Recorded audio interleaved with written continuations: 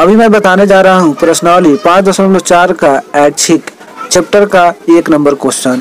1 number question कह रहा है एपी, यानी यहाँ पे एपी दिया हुआ है 121, 117, 113, यानी इस एपी का कौन सा पद सबसे पहला ऋणात्मक पद होगा। यानी कह रहा है कि यहाँ पे ये जो एपी दिया हुआ है, इसी तरह एपी के पद को आगे बढ़ाया जाए तो कौन सा पद जो है सबसे पहला पद ऋणात्मक होगा। इस एपी को आगे बढ़ाएंगे तो जैसे यहाँ पे समझ सकते हैं कि यहाँ पे 121 से 117 हो रहा है, फिर 113 हो रहा है, इसी तरह घटते घटते जा रहा है। तो घटते घटते जब जाएगा तो माइनस में आएगा, तो माइनस में इस एपी का कौन सा पहला पद है जो ऋणात्मक है, यानी कौन सा ऋणात्मक पद सबसे पहला इस एपी का है, उसी को बताना है। तो इस क्वेश्चन को कैसे सॉल्व करेंगे चलिए इसको बताते हैं। लेकिन बताने से पहले आपसे एक छोटा सा रिक्वेस्ट है कि अभी तक इस चैनल को सब्सक्राइब नहीं किए हैं तो प्लीज़ इसे सब्सक्राइब करें, और यह वीडियो आपको पसंद आए तो इसे लाइक करें और ज़्यादा से ज़्यादा शेयर करें। तो चलिए इसको बताते हैं। तो इस क्वेश्चन को हल करने के लिए सबसे पहले यहाँ पे हल लिखते हैं। हल लिखने के बाद यहाँ पर एपी दिया हुआ है, इस एपी को उतार लेंगे।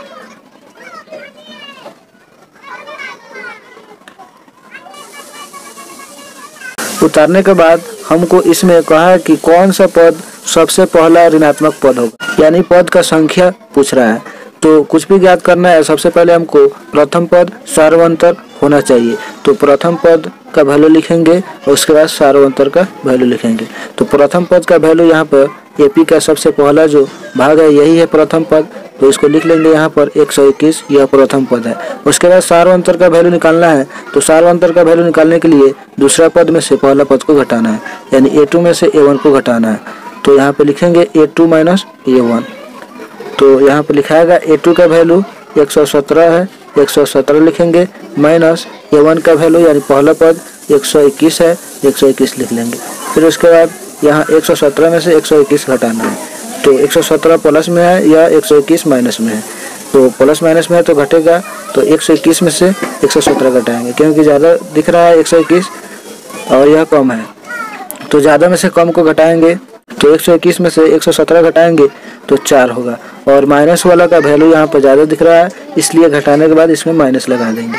तो यहाँ पर डी का वैल्यू यानी सार्वंतर का वैल्यू -4 आ गया। तो प्रथम पद और सार्वंतर निकल गया।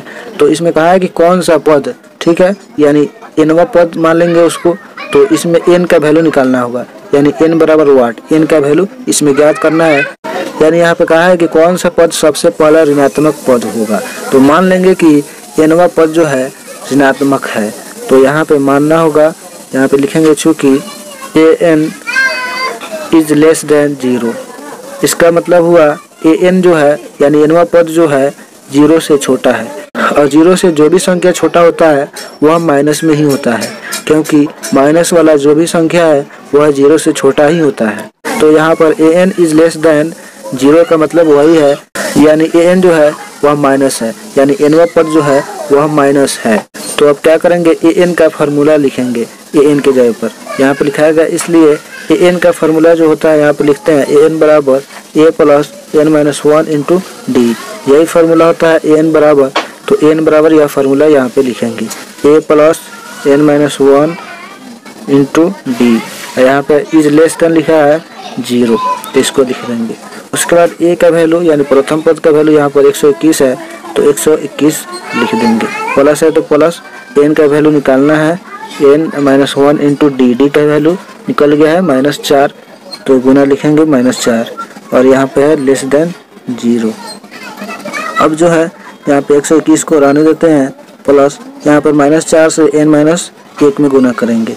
तो इसको अभी ब्रैकेट में ही लिखेंगे क्योंकि यहाँ पर माइनस वाला है वैल्यू। तो -4 से n में गुना करेंगे, तो n प्लस में है और 4 माइनस में है, तो प्लस माइनस गुना करके माइनस हो जाएगा। 4 से n में गुना करेंगे तो 4n हो जाएगा। फिर यहाँ माइनस है, फिर यहाँ माइनस है, तो माइनस माइनस गुना करके प्लस हो जाएगा। फिर 4 से 1 में गुना करेंगे तो 4 ही होगा, और इधर है लेस देन 0।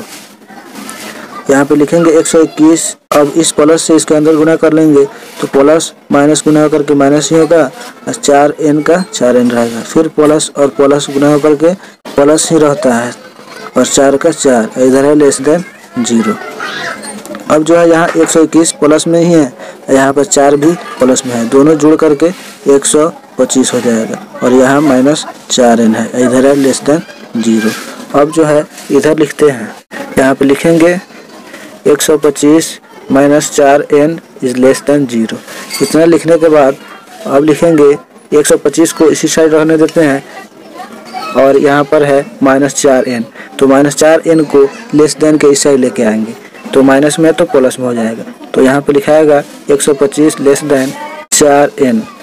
जैसे बराबर होता है तो एक साइड से दूसरे साइड किसी संख्या को ले जाते हैं तो वह माइनस में रहता है तो प्लस में हो जाता है, और प्लस में रहता है तो माइनस में हो जाता है। उसी तरह यहाँ भी लेस देन है तो बराबर के जैसा ही काम करता है। तो माइनस में 4n है तो इसके बाद जब आएगा तो प्लस में हो जाएगा, क्योंकि एक साइड से दूसरी साइड जा रहा है, स्थान बदल रहा है, तो इसलिए हो जाएगा इतना।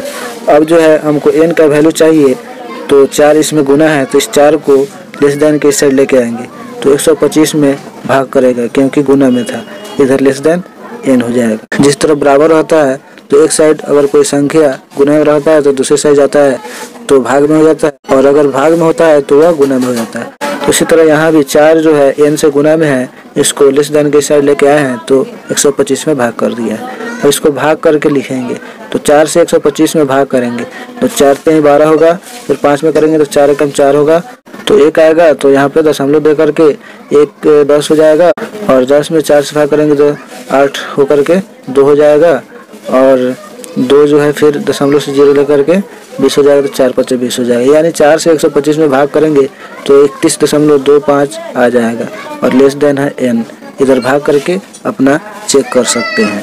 उसके बाद जो है यहाँ पर अब देखना है, इसको इस तरह लिख लेते हैं, इसको पूरा को एक बार में पलटेंगे तो n है तो यह चिन्ह भी पलटा जाएगा, क्योंकि n के साइड में मुंह खुला हुआ है तो इधर भी खुला होना चाहिए, और इधर 31.25 है, 31.25 लिख देंगे, यानी वही चीज़ है, बस इसको थोड़ा सा नचा करके लिख देंगे। अब जो है हमको n का वैल्यू चाहिए, n का वैल्यू चाहिए, और वह भी क्या चीज़, तो ऋणात्मक होना चाहिए। इस एपी का पहला पद भी होना चाहिए और ऋणात्मक भी होना चाहिए। अब जो है यहाँ पर n का मान 32 रखेंगे। क्यों रखेंगे? क्योंकि यहाँ पर एक कंडीशन है, कंडीशन ये है कि n इज ग्रेटर देन 31.25, यानी इसका मतलब है कि n का जो मान है 31.25 से ज़्यादा होगा, तो यहाँ पर n बराबर 32 लिखेंगे। क्वेश्चन में कहा भी है कि सबसे पहला ऋणात्मक पद होना चाहिए, तो इसलिए हम 31 के जस्ट बाद वाला ही संख्या लेंगे, तो यहाँ पर n बराबर हम 32 लिखेंगे, क्योंकि n का जो भी संख्या होता है वह पूर्ण संख्या में होता है, वह अपूर्ण नहीं होता है।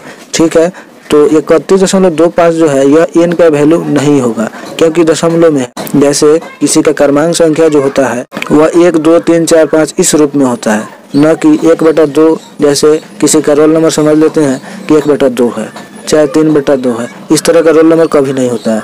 तो इस एपी में भी n जो होता है एक प्रकार का पद का रोल नंबर होता है, तो रोल नंबर कभी भी दशमलव में, बटा में, माइनस में नहीं होता है, जब भी होता है वह पूर्ण रूप में होता है। तो इसलिए यहाँ पर 32 आएगा, तो इसलिए यहाँ पर n का वैल्यू 32 आएगा। तो अब हम कह सकते हैं कि 32वां पद जो है इस एपी का सबसे पहला ऋणात्मक पद है। तो यहाँ पे हम अतः में भी लिख सकते हैं, अतः एपी का 32वां पद सबसे पहला ऋणात्मक पद होगा। ठीक है, अगर इस आंसर का पुष्टि करना है, जांच करना है कि सही में ही होगा ऋणात्मक, तो हम यहाँ पर बना सकते हैं। n का वैल्यू 32 ले लिए हैं तो इसको रखेंगे, निकल जाए। तो इस तरह यह क्वेश्चन बनेगा। यहाँ पे जो 32 आया है यह आंसर सही है। तो दोस्तों, यह क्वेश्चन आपको कैसा लगा अपनी राय कमेंट बॉक्स में लिखें, और यह वीडियो आपको पसंद आया तो इसे लाइक करें और ज़्यादा से ज़्यादा शेयर करें।